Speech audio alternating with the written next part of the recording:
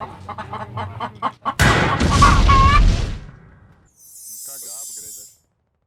everyone, Chicken Plate here. First of all, thank you all for stopping by. If you aren't subscribed yet, please consider it.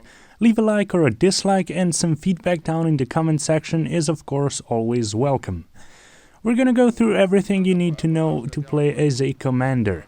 I'm gonna talk about defense, recon squads, artillery, nodes, communication, recon planes, airhead, tanks, and lastly I'm gonna go through all the commander abilities. I hope you find this useful, and without further ado, let's jump right in. For the defense, firstly, the circle doubles the capture for people in it. Yet, if you defend and stay in the circle, you'll be exposed in a sitting duck from all angles. Secondly, if you have one squad close to the circle, and another squad that patrols and responds to any threat around it before the threat gets into the circle, you'll have a solid defense. The challenge you face is the respawn from both the attacker and defender perspective, and that is why the key currently lies in defending spawn points and attacking them. If you lose your ability to get men in, you will lose the point. If you want a solid defense, then you should have a battle line. Meaning have lots of spawn points up which act as a warning receivers along the battle line and will stop the enemy from getting behind the lines, as you will always know what side the enemy are coming from. With the game as it is, you have to focus on defensive garrisons. Don't just build one, you will need at least 3 to 4 for a solid defense. So, what to do with recon squads? What do you tell them? They are best used to get deep behind the enemy lines, because their outpost is the only OP in the game that can be 3 or more grids into enemy territory and won't be lost if placed in friendly territory that is then lost to the enemy. Recon's goals should be to remove enemy spawn locations, garrisons and outposts, as well as harass the enemy, discover their positions and nodes, and at times manage the enemy artillery if it gets annoying. So let's talk artillery. It should be used by a squad leader, preferably, so that communication with the rest of the team and wise spending of resources are easier to maintain. Squad leads also have the ability to place map markers, such as artillery marks, so that the team knows where the round is going to hit, because you don't want to team kill people. Also, don't forget to use artillery calculator to make sure you're hitting the exact spot you want.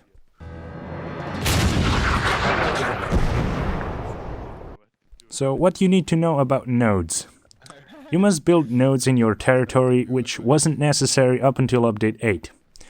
You can place the ghost structures for nodes in friendly territory even when you don't have the supplies for them, and if that 2-grid area becomes the enemy territory, you can still get supplies over to them and finish the build. But only if it's in the distance of 2 enemy grids. 3 or more grids out won't work. The yellow circles around the nodes, that's the question I get asked the most, signify the proximity to a sector or strongpoint area, but also for supports to head on to quicken their resupply. Instead of 5 minutes, it will only take 2 minutes to resupply their supplies if you are in the yellow circle. You can build resources in your HQ, but they will not generate anything in warfare mode, but they will still give you a faster reload time for supports.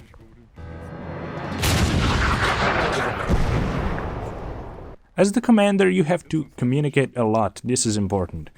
Keep communication brief and to the point. For example, if you need a volunteer to defend, build nodes, etc., if you don't get a response, repeat the same message and add that it's important for victory. If you get no response, call units near where you want them to do it. For example, I'll find eco, you'll stay on defense. Just like that, you're the commander. Don't be afraid to repeat orders as much as you have to make them do it. If a squad lead doesn't communicate, ask them directly for a mic check. In most servers, squad leaders are required to communicate, so you can report them to the admin if they don't.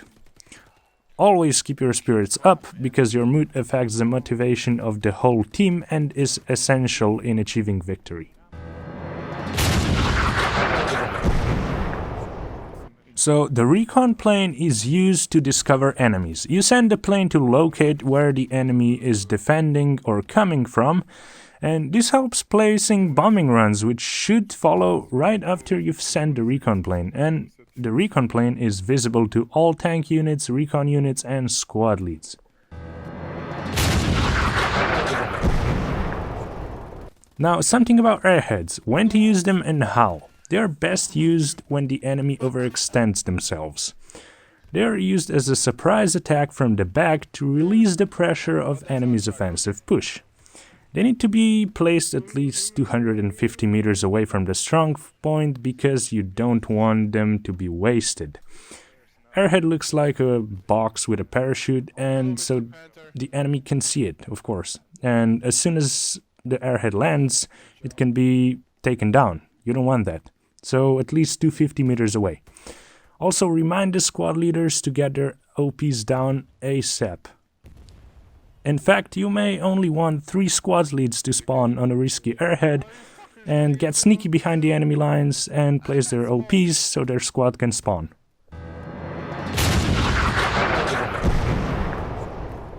Tank squads. So every tank has its use. Heavy tanks, the ones with 3 dots, Tiger and 76 Sherman, are best at long-range armor killing.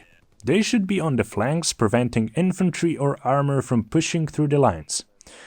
Medium tanks, on the other hand, such as the 75 Sherman, are great for helping you push or defend, but they need infantry support because they're more vulnerable. So make sure to tell infantry to protect the tanks in critical moments. Then the light tanks can be used to rush a neutral territory strong point ahead of the infantry.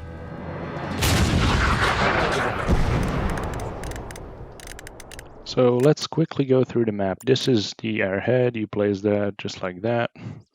Make sure it's 250 meters from the objective, like I said. Just for the reference, this one full big square is 200 meters, just so you know. The dismantle garrison is for when your team builds 8 of 8 possible garrisons and you don't want someone to have to go all the way back just to dismantle it, so you can use this. Reinforced is for when you're defending and the enemy has more soldiers on the point. You can use that and it will reinforce the point. Encouraged is for when you want your sectors to generate more resources. This means the nodes that are in the blue will generate more resources. The final stand makes it so your team will not lose any resources for some time. And here at the bottom you can convert the manpower into either fuel or munitions. The supply drop, that drops 100 supplies, and then you just place it like that, just anywhere. And you want to place that like here to make an offensive garrison. You usually send that to a recon because they do not have their own support in the squad, so they can make an offensive garrison. Recon plane you place like that, and with the recon plane you basically can see where the enemy is coming from or what side they're pushing. Yeah, just like that. Strafing run is just like a thin line of bullets. It's just like one strafe run, and you want to drop that on, if your garrison is red, that means someone's very close. So if you don't want to lose that garrison, you might want to drop a strafing run on it, because usually the strafing run comes fast enough so that the person that's on your garrison isn't able to dismantle it. The bombing run is wider, shorter, and it drops bombs. You can, with all the power-ups you can use, you can place it wherever, and you click the middle to turn it around.